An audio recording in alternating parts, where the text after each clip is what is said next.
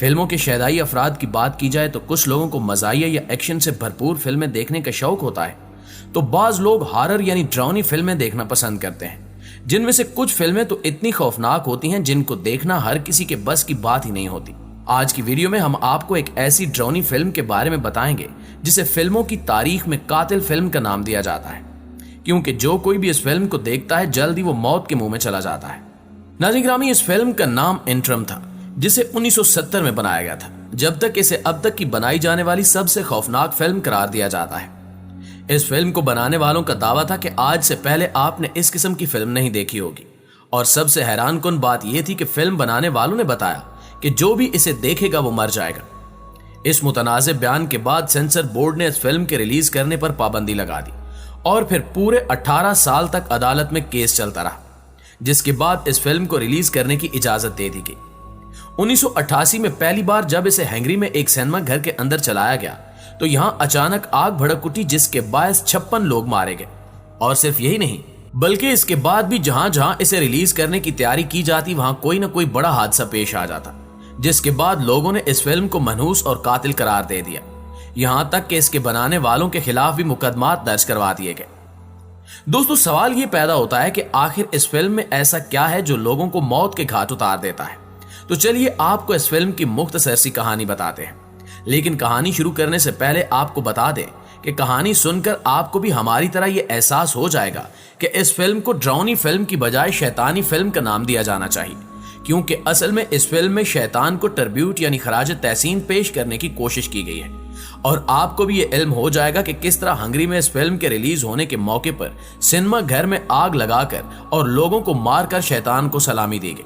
दोस्तों, इस फिल्म का आगाज एक ऐसी औरत को दिखाने से होता है जिसके 2 बच्चे होते हैं और इनके पालतू कुत्ते की अभी अभी मौत हुई होती है, जिसकी वजह से वो काफी सदमे में होते हैं। उस कुत्ते की मौत के बाद उस औरत का एक बेटा अपनी मां से पूछता है कि मौत के बाद मेरा ये कुत्ता कहां गया होगा, जिसके जवाब में वो औरत जवाब देती है कि यकीनन मौत के बाद हमारा कुत्ता जहन्नुम में होगा।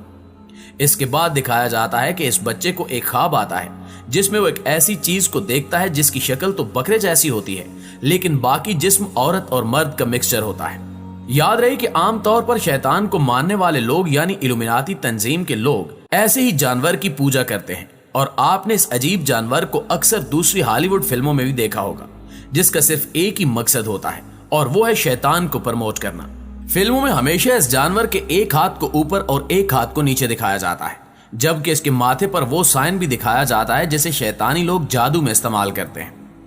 इस फिल्म में आगे दिखाया जाता है कि इस लड़के को अपने मरने वाले कुत्ते की याद सता रही होती है, जिसको दिलासा देने के लिए इसकी बहन इसे ये कहती है कि हम जल्द अज जल्द तुम्हारे कुत्ते को जहन्नुम से वापस ले आएंगे। और फिर आगे दिखाया जाता है कि वो दोनों इस मकसद के लिए मखसूस शैतानी किताब लेकर ऐसे जंगल में जाते हैं जहां लोग सिर्फ खुदकुशी करने ही जाते हैं। इसके बाद दिखाया जाता है कि जंगल में एक जगह पर जहन्नुम का दरवाजा होता है, जिसे खोलकर उसके अंदर जाना मुमकिन होता है। इस दरवाजे के करीब चंद ऐसी चीजें बिखरी होती हैं जो बहुत ज्यादा कीमती होती हैं, और फिर बताया जाता है कि ये वो चीजें हैं जिनको कुर्बान करके लोग जहन्नुम के दरवाजे में दाखिल हुए, क्योंकि कोई भी शख्स अपनी कीमती चीज को कुर्बान किए बगैर जहन्नुम में दाखिल नहीं हो सकता। इस दौरान इन दोनों बहन भाइयों की नजर एक ऐसे दरख्त पर पड़ती है जिस पर लिखा होता है कि यहाँ जो कोई भी आता है वो जिंदा वापस नहीं जाता।